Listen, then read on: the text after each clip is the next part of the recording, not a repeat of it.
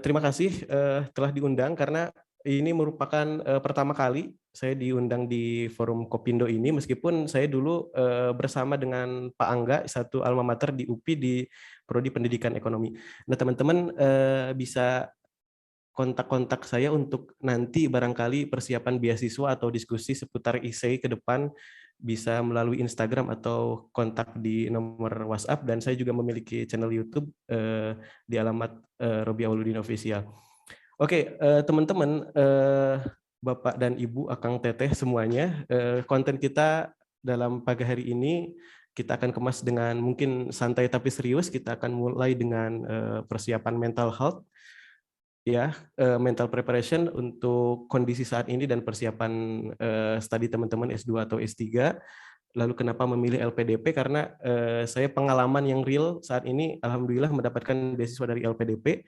Lalu kemudian bagaimana cara mendaftar, lalu kemudian bagaimana cara menulis essay, dan bagaimana cara daftar ke university tujuannya. Oke, let's begin in the one chapter, persiapan mental, ya. Jadi perjalanan panjang itu dimulai dengan satu langkah yang kemudian itu perlu teman-teman niatkan saat ini. Tadi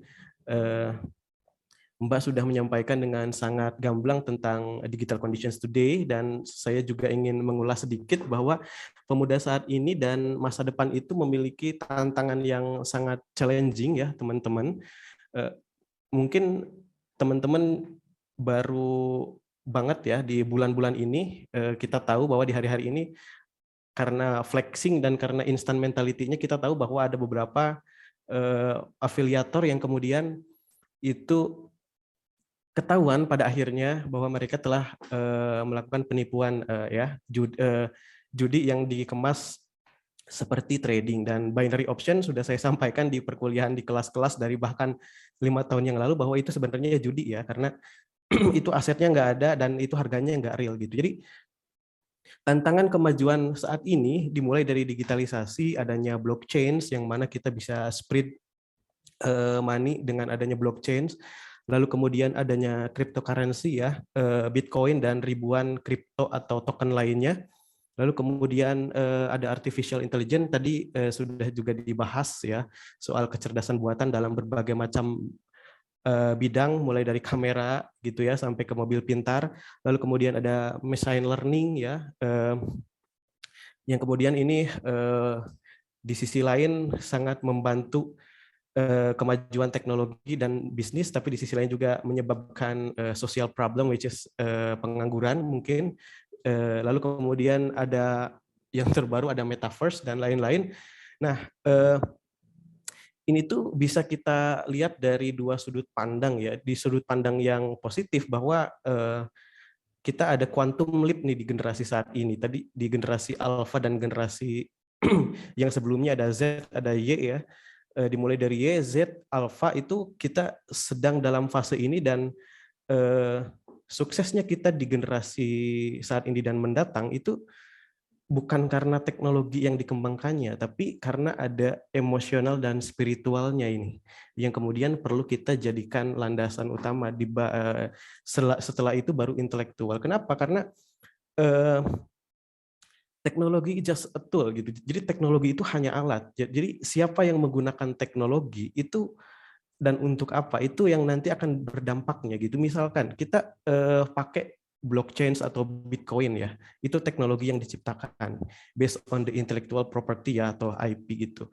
Lalu kemudian ada orang yang menggunakan blockchain atau teknologi tersebut untuk pendanaan teroris misalkan gitu, ya, untuk pendanaan jual beli manusia dan lain-lain. Itu kan this based on emotional and spiritual, yang mana saat ini bisa jadi ini karena mungkin orang-orang tua, mungkin orang-orang tuanya sibuk kerja, anak-anak dikasih gadget, dan itu yang kelirunya di situ, sehingga orang-orang tua sudah merasa mengajarkan yang baik ke anak, padahal anak hanya diasah tentang harus pergi ke sekolah, habis itu pulang ke rumah dikasih gadget, sementara emosional dan spiritualnya itu kurang terasa dengan baik. So saat ini menurut saya pribadi, saat ini sampai nanti mungkin 2045, selain daripada intelektual property atau IP yang menghasilkan idea and disruptions, yang menghasilkan almost everything we can do innovations, tapi hal yang paling basically harus kita apa namanya yang harus kita asah dan tanamkan ke generasi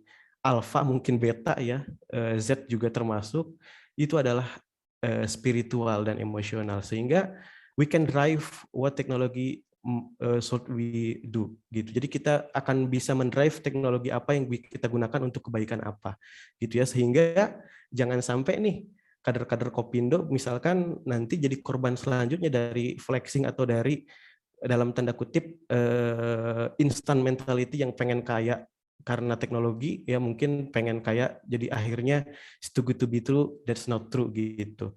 Nah, fenomena yang sekarang saat ada ini mudah-mudahan menjadi apa namanya menjadi pelajaran nih bagi kita bahwa ini kader-kader koperasi mahasiswa Kopma ya di seluruh Indonesia atau anak-anak muda, we should to fight ya, kita harus berjuang by integrity and spiritual emotional dengan adanya teknologi. Yes, teknologi is very important in almost various sector, tapi kita juga jangan lupa untuk mengasah hal yang asas ke depan, karena kalau di sini ada infinite ya, ada metaverse ya.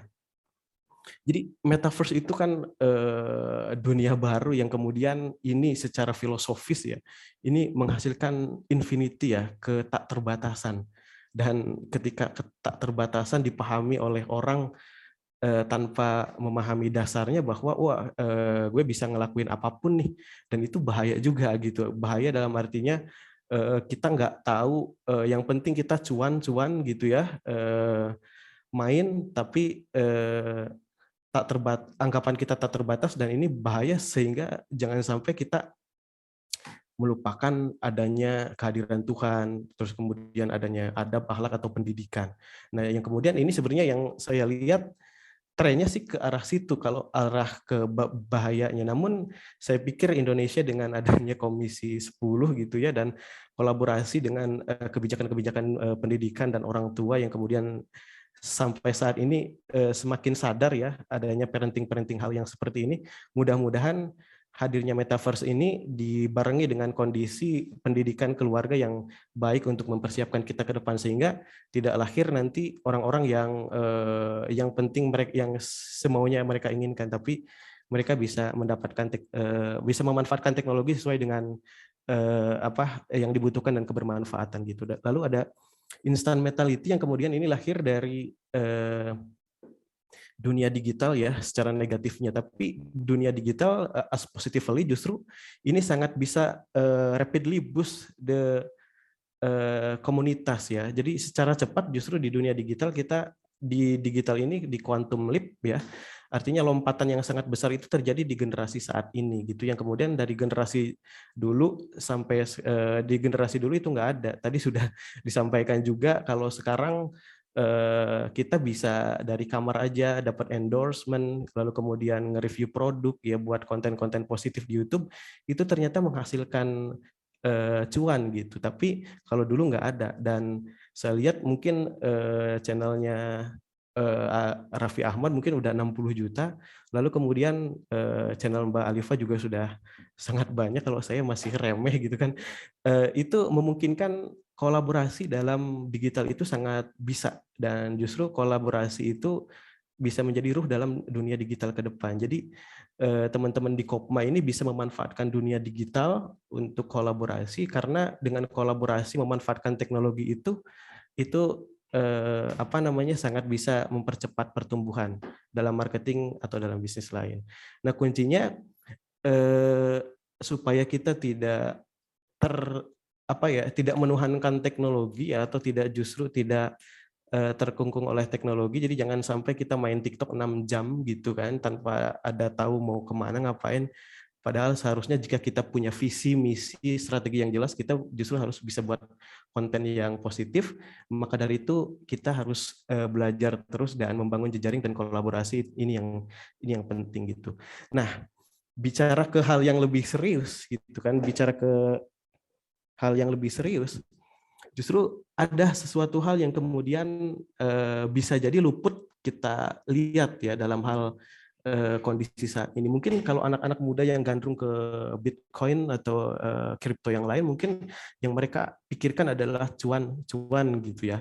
Padahal di Bitcoin itu dari range-nya dari tahun ke tahun itu naik, occupation-nya itu 120%. Jadi lebih ya. Jadi 120% tiap tahun itu orang pakai kripto itu, main kripto itu meningkatnya seperti itu. Namun dampak di sisi lain adalah Bitcoin itu ya dan kripto yang lain itu konsumsi listriknya itu 120 terawatt konsumsi per tahunnya. Ini sama dengan konsumsi listrik Argentina per tahun. Artinya justru di sisi lain jangan sampai kita hanya melihat cangkang peluang main Bitcoin dapat cuan, tapi di sisi lain kita ada satu sektor yang kita luput, yaitu sektor energi yang kemudian koperasi bisa masuk di sini sebenarnya, Kopma itu.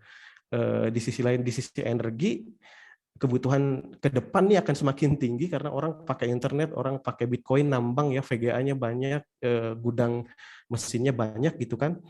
Teknologi energinya bisa jadi lag nanti ke depan. Sementara menurut piagam Glasgow atau piagam green energy nanti tahun 2020 itu harus zero energi. Sementara di sisi lain energi hijau itu ketahanannya itu masih belum terbukti panjang sustain gitu karena bukan terbukti masih belum masih perlu banyak research and development dalam baterai gitu ya, kendaraan berbasis green, dan itu kemudian peluang kita nih, peluang teman-teman muda, kita perlu punya sisi lain yang bisa kita garap nih di sektor energi contohnya. Sementara kalau kita ingin lihat negara maju dari sektor energi yang kemudian sekarang aja Eropa masih bergantung ke gasnya Rusia gitu kan, makanya Eropa dan Amerika masih agak-agak masih nggak mau mereka ikut perang melawan Rusia karena energinya masih disuplai oleh Rusia gitu. Eropa yang semaju itu pun energinya masih bergantung ke Rusia, dan saat ini yang jadi PR kita adalah energi green yang harus kita kembangkan. Selain daripada aspek-aspek digital yang lain yang kemudian itu merupakan bagian penting yang harus kita kelola. Nah, disruption di dunia digital ini teman-teman mungkin sudah mafhum ya, di dunia transportasi, di dunia digital marketing ya, di business change itu sudah masuk ya disruptions itu. Dengan adanya aplikasi teknologi lalu artificial intelligence juga masuk di perbankan, apalagi di financial sector ya, itu yang paling cepat adaptasinya.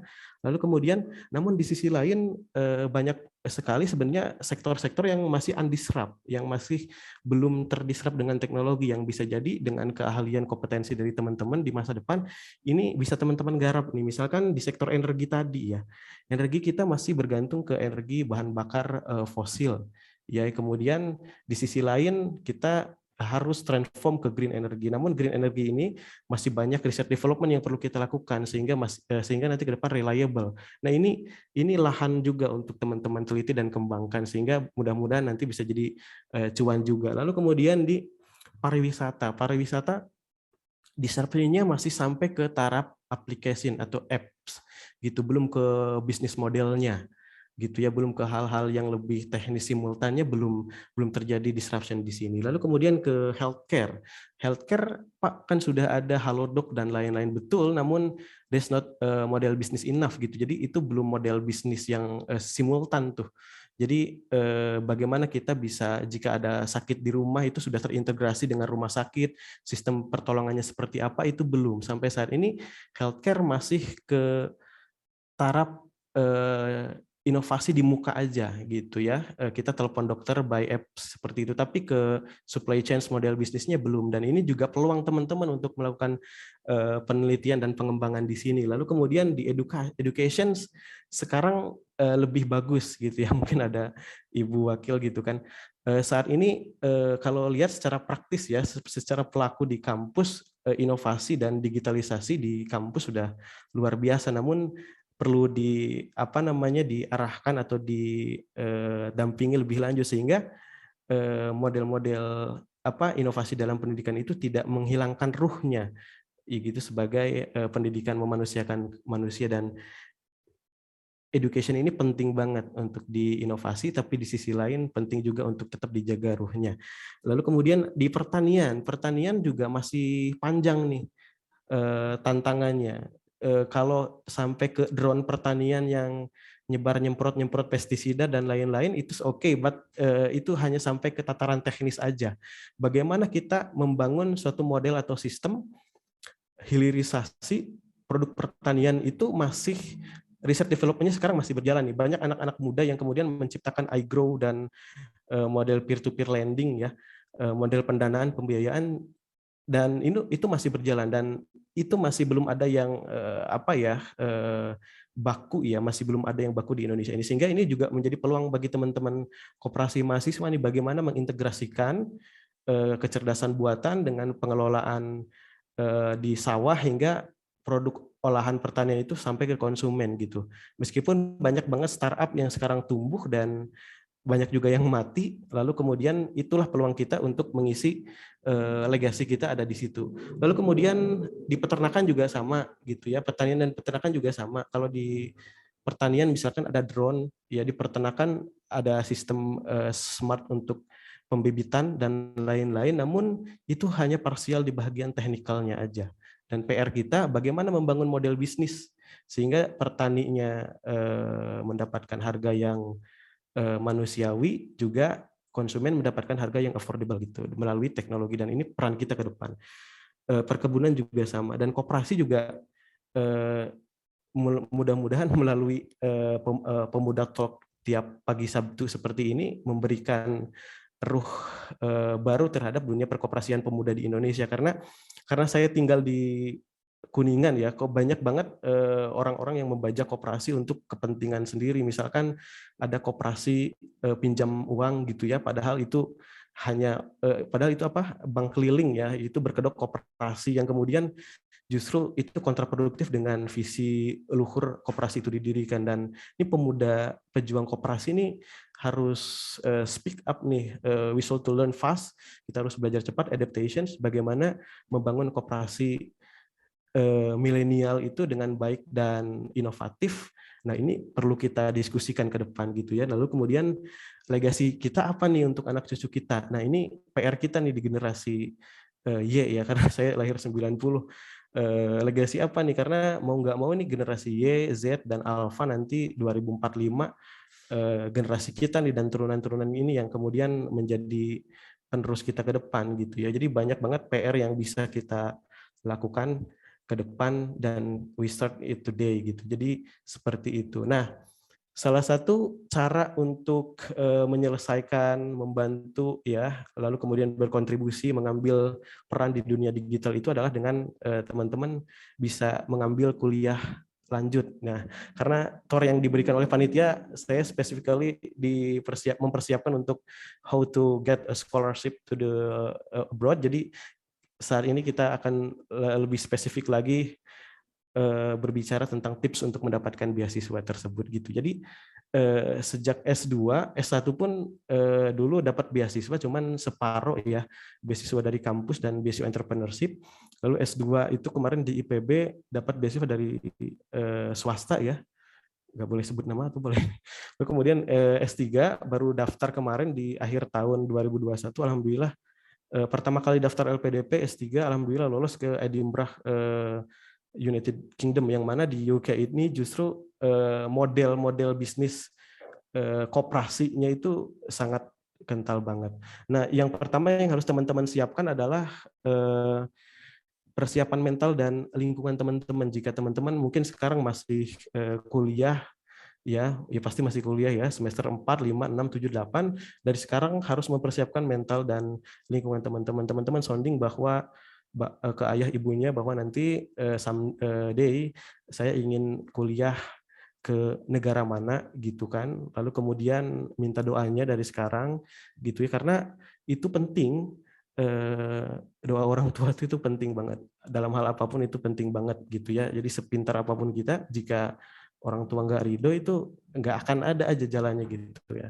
Lalu kemudian setelah dipersiapkan, apa yang menurut teman-teman itu merupakan kelemahan teman-teman in English, misalkan teman-teman bagi yang sekarang masih kuliah semester 5, 6 itu masih banyak waktu banget untuk mempersiapkan bahasa Inggris, ikut komunitas ya, atau sekarang banyak banget resource digital education untuk belajar bahasa Inggris itu yang itu gratis ya, tapi kadang-kadang kalau orang Indonesia itu karena gratis itu dianggap sepele gitu, padahal itu penting banget. Kalau misalkan disuruh yang bayar, kita itu baru serius, padahal yang sekarang yang gratis itu banyak. Nah, silakan bisa dipelajarin resource belajar bahasa Inggris yang gratis di internet banyak banget, dan ini merupakan challenge bagi kita gitu ya untuk memanfaatkan itu. Lalu kemudian setelah teman-teman sudah menyiapkan jauh-jauh hari itu, ketika teman-teman sudah siap untuk menghadapi pendaftarannya, lalu bisa didaftar aja. Nah, sekarang kebetulan untuk tahun ini LPDP tahap 1 udah dibuka. Ya, tahun ini ya, ada 2 tahap di LPDP itu, bulan Maret dan bulan Agustus nanti. Nah, saya kebetulan yang lolos itu di tahap kedua tahun 2021 kemarin. Nah, sekarang juga sudah dibuka LPDP 2022 tahap 1 ini gitu. Jadi silahkan dipersiapkan bahasanya atau recommendation letternya ya dari pembimbing akademik, dan dari sekarang sudah bisa dipersiapkan gitu ya, karena persiapan itu adalah separuh dari kemenangan seperti itu. Lalu kemudian perbanyak latihan ya, karena LPDP itu adalah beasiswa yang dalam salah satu tesnya itu ada tes potensi akademik. Nah, ini juga bisa kita ngobrol. Jadi khusus untuk teman-teman koperasi, boleh nanti kita diskusi panjang lebar seputar persiapan beasiswa ini. Dan lalu ketika beasiswanya, poin ketiga nih, ketika beasiswanya kita sedang menghadapi nih di depan mata, udah di open beasiswanya, ya udah kita daftar. Di sisi lain kita harus ikut community ya, karena cooperations karena koperasi ya, dalam arti yang lebih luas itu kolaborasi, itu hal yang sangat penting banget untuk kita lakukan saat ini, sehingga kita ikut alumni, kita ikut persiapan mock up ya, wawancara dan lain-lain, persiapan sesama pemburu beasiswa, sehingga dari situ kita tahu bahwa celah-celah mana yang perlu kita perbaikin seperti itu. Dan ini awal yang baik bagi teman-teman untuk mempersiapkan beasiswa sekarang, karena ini tuh hak kita ya. Artinya LPDP itu memberikan peluang beasiswa yang sangat besar kepada teman-teman, kepada kita semua. Jangan sampai ini beasiswa orang lain yang ambil gitu. Nah, kenapa kita ambil LPDP nih? Yang kedua, sebenarnya beasiswa itu banyak ya. Misalkan dari English, dari UK itu ada Chevening ya, dari Belanda ada juga, dari Australia ada AAS, juga dari Brunei juga ada, dari tiap pemerintah juga ada. Tapi kenapa saya memilih LPDP? Karena proud of it. Jadi karena LPDP ini beasiswa pemerintah Indonesia yang saya tahu dari dulu zaman S1, ini perbaikannya continuous gitu, manajemen LPDP itu perbaikannya terus-menerus. Jadi dari awal sampai sekarang saya ngikutin, baru kemarin daftar, alhamdulillah gitu bisa lolos. Dan kita patut berbangga karena LPDP ini lembaga pemberi beasiswa yang dari segi pendanaannya cukup simultan gitu ya. Jadi untuk S3 itu bahkan biaya keluarga ya, tunjangan keluarga itu diberikan, dan kita bangga karena Indonesia bisa loh buat seperti ini ya. Bahkan ini manajerialnya bisa seperti Chevening sebenarnya, seperti itu yang dimiliki oleh Inggris. Nah, kenapa LPDP? Karena manajerial LPDP itu sangat baik gitu ya. Jadi kalau kemarin ada isu di Twitter LPDP dikuasain oleh satu golongan tertentu, itu nggak benar gitu kan. Karena teman saya itu dari berbagai macam agama, latar, itu pada lolos LPDP gitu tahun-tahun kemarin. Dan nggak ada diskriminasi juga, bahkan ada LPDP itu ada banyak jalurnya ya, ada jalur reguler, afirmasinya ada berdasarkan tempat tinggal, disability ya, lalu ada PNS Polri juga ada, dan ini wajib teman-teman ambil ya kesempatan ini. Lalu kemudian yang kedua yaitu tadi ya, ini BLU ya, yang mana sudah sangat baik manajerialnya, kuota dan dana abadinya juga sudah besar, nanti mungkin Ibu sudah lebih paham, Ibu Wakil. Lalu kemudian kesempatan emas 2022 yang tadi ya, kita punya tantangan turbulence challenging ya, turbulensi tantangan kita di generasi kita nih saat ini yang kita masih hidup sekarang. Ada blockchain, digitalization in marketing, in everything. Kita dalami itu, sehingga ketika kita sudah dalami itu dari sumber peradabannya ya, dari sumber perkembangan ilmunya, kita balik ke Indonesia by a local wisdom, kita kembangkan Indonesia, majukan Indonesia dengan apa yang kita miliki dan hasil pelajari di negara tujuan tersebut. Nah, banyak skema dan kemudian tadi ya ini jenis-jenisnya LPDP banyak gitu ya. Jadi ada beasiswa reguler, ada targeted group, ada untuk PNS, TNI, Polri, dan juga untuk affirmations. Afirmasi ini untuk daerah ya, daerah afirmasi. Lalu kemudian untuk penyandang disabilitas, lalu kemudian yang kurang mampu, dan teman-teman semuanya bisa di cover di sini. Bahkan kalau tahun kemarin ada beasiswa santri ya, dan beasiswa kewirausahaan juga ada.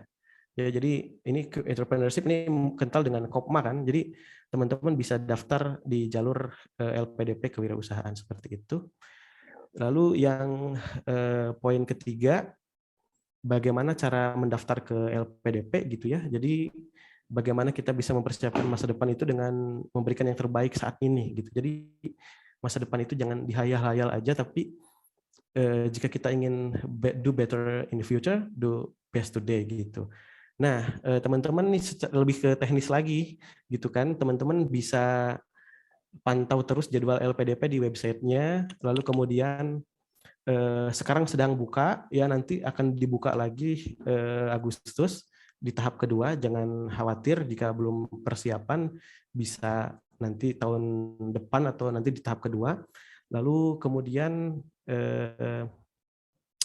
ada pilihan ya, ada pilihan, basically ada dua pilihan yang teman-teman, kalau tadi pilihan berdasarkan jalur masuk, lalu kalau sekarang kita bahas tentang pilihan jenisnya, pilihan apakah teman-teman sudah diterima dulu atau belum di kampus tujuan.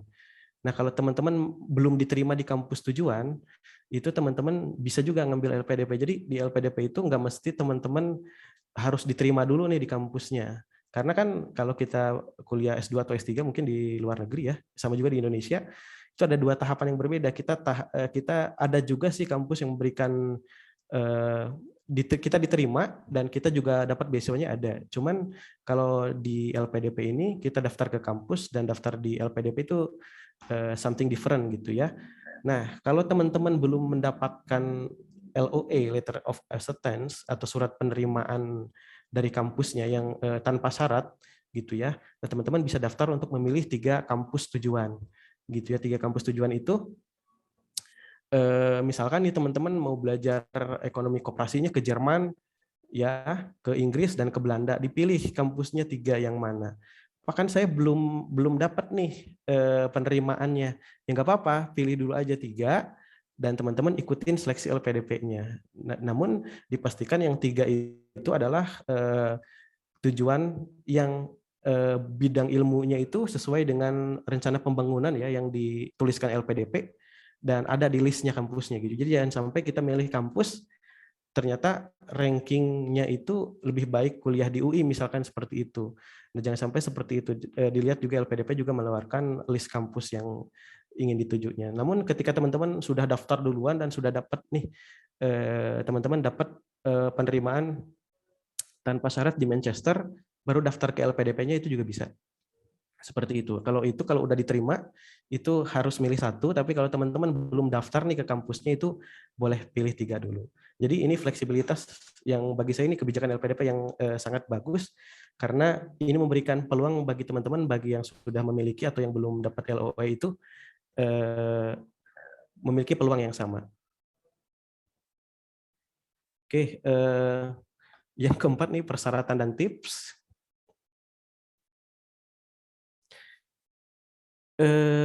Ini teknis ya, persyaratannya WNI ya, kemudian usia saya pikir masih muda-muda untuk S2 dan S3 masih sangat bisa, ini teknis juga, nanti bisa kita diskusi aja. Lalu kita akan langsung ke essay, tips dari persyaratan yang dikhususkan ke essay, personal statement, dan riset proposal. Nah, justru menariknya bagi teman-teman yang aktif di Kopma ini bisa menjadikan keaktifan teman-teman di Kopma sebagai sesuatu yang bisa dijual ketika nanti untuk essay dan wawancara, karena aktif di Kopma ya, yang kemudian apalagi teman-teman juga jadi instruktur pendamping UMKM, bisa jadi kan ada beberapa kampus yang dipilih juga oleh Kemenkop ya untuk menjadi pendamping UMKM, itu kan itu kegiatan aktivitas itu bisa kita jadikan sebagai peluang kita untuk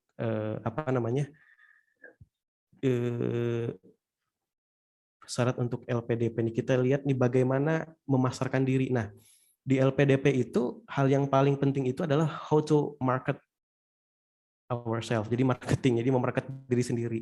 Dan hal yang paling penting yang dia perlu di highlight itu LPDP itu akan bertanya kontribusi untuk negeri. Jadi nyambungnya itu karena teman-teman adalah pejuang koperasi kampus ya di masyarakat juga. Justru ini merupakan peluang nih karena teman-teman udah punya basic ya. Kalau orang lain mungkin ada mahasiswa yang kuliah pulang itu kontribusinya belum ada. Tapi kalau teman-teman kan sudah ada, tinggal daftar aja LPDP-nya. Karena yang paling penting di LPDP itu adalah kontribusi untuk negeri. Tuh nanti teman-teman harus buat essay, tapi essay-nya yang pengalaman yang real ya, yang teman-teman lakukan. Dan kontribusi teman-teman sudah dengan ikut aktif di Kopma dan di UMKM misalkan seperti itu.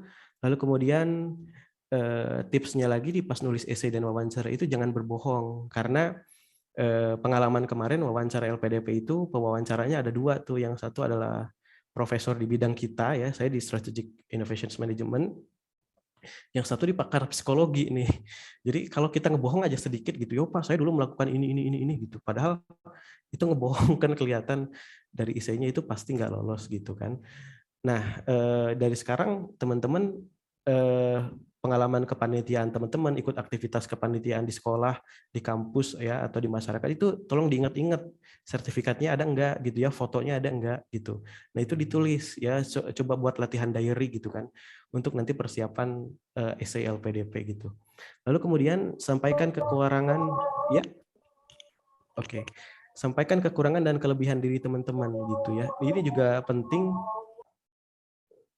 untuk disampaikan ke panitia LPDP ketika wawancara dan essay, karena ada bagian khusus ya untuk kekurangan kita apa nih, kelebihan kita apa gitu kan. Misalkan kekurangan kita adalah gak bisa belajar di tempat ramai ya, tapi kita juga sampaikan solusinya seperti apa ya mengatasi kekurangan itu. Dan ini tips ini berguna banget ya, dan saya praktekin kemarin alhamdulillah lolos juga gitu. Karena misalkan nih kekurangan saya, I have low vision. Saya punya minus yang tinggi banget nih, minus 19. But I can solve this problem by using a teknologi. Jadi saya bisa mengatasi nih masalah ini dengan teknologi ya. Belajar mengetik 10 jari, lalu kemudian adanya kamera, adanya helper, alat bantu dan lain-lain, sehingga dari mulai SD sampai sekarang nih kuliah S2, kemarin ikut conference wakil dari IPB ke Thailand dan Singapura itu nggak ada masalah sama sekali gitu ya. Nah itu juga penting, jadi jangan sampai teman-teman wah Pak saya juara ini yuk tanpa teman-teman sampaikan kekurangannya apa. Nah itu nggak bisa tuh kayak gitu, karena orang psikolog akan menilai ini orang kok sombong gitu jatuhnya kan gitu. Nah itu juga perlu teman-teman explore nih sekarang, kekurangan kelebihan diri teman-teman apa, sehingga ini LPDP bisa melihat ini ini udah mateng nih kepribadiannya seperti itu. Lalu kemudian tips yang selanjutnya adalah kontribusi telah, sedang, dan akan. Ini tips yang saya dapat ini mahal banget nih kemarin. Jadi tips yang telah, sedang, akan itu yang telah teman-teman lakukan selama ini apa gitu kan. Ini related dengan kegiatan aktivitas kepemudaan di koperasi. Yang sedang dilakukan sekarang apa, dan nanti nih teman-teman punya mimpi kerjaan kontribusi apa. Dan kalau di sini poinnya jangan sampai ngawang-ngawang gitu, nanti mau menyelesaikan permasalahan bangsa gitu ya, kayak gitu-gitu, mau berbakti kepada orang tua. Itu common, itu terlalu umum. Specifically teman-teman mau ngapain nih setelah dapat beasiswa S2 ke Jerman bidang ekonomi koperasi misalkan gitu. Oh, setelah kembali ke Indonesia, saya akan membangun koperasi, membangun jaringan koperasi, melanjutkan jejaring yang lama di Kopindo misalkan seperti itu. Membangun inovasi, membangun startup koperasi dalam bidang ini yang saya terima di Jerman, saya terapkan di sini dengan kearifan lokal. Yang seperti itu more specific, more good gitu ya, better. Jadi lebih spesifik teman-teman mimpi yang akan disampaikan setelah dapat beasiswa ini seperti apa, semakin bagus dan semakin peluang diterimanya semakin tinggi juga. Oke ya. kayak gitu, baca jurnal dan ikut latihan itu penting. Lalu yang terakhir, baru ketika LPDP-nya sudah dilalui, baru kita daftar ke kampus tujuannya. Kampus tujuan itu teman-teman di list LPDP banyak banget, seluruh dunia ada. Teman-teman bisa cari dulu kampus tujuan itu berdasarkan preferensi ranking ya, ranking dari reputasi penelitiannya, karena S2 S3 kan, reputasi penelitian bisa by subject ya. Jadi dilihat di QS Word ya, di QS Word itu ada ranking kampus, tapi lebih spesifik lagi by subject aja. Jadi misalkan untuk ekonomi bisnis, kalau nggak ke MIT kan ada lagi ke yang lain ya. Di ranking pertamanya kan ada specifically by subject gitu ya. Kalau untuk S3 kita kontak supervisor dulu ya, tapi kalau untuk buat karya tulis dulu, dissertation dulu ya, proposal S2 juga sama, buat proposal penelitian dulu. Tapi supervisor untuk S2 sih nggak perlu ya, rata-rata tinggal apply aja dan ikutin pameran-pameran yang biasanya tiap bulan ada. Ya seperti itu, mudah-mudahan teman-teman semuanya sukses dunia dan akhirat gitu kan. Karena amin, Bang. Kita sekarang terus terang aja menghadapi era-era tantangan yang turbulensinya tinggi banget. Di sisi lain teknologinya berkembang pesat dari IoT and anything else, tapi di sisi lain we have a lack of education dan ini yang perlu kita benahi saat ini. Mungkin dengan kolaborasi, mudah-mudahan Indonesia bisa menjadi negara maju bahkan sebelum 2045. Terima kasih. Assalamualaikum warahmatullahi wabarakatuh.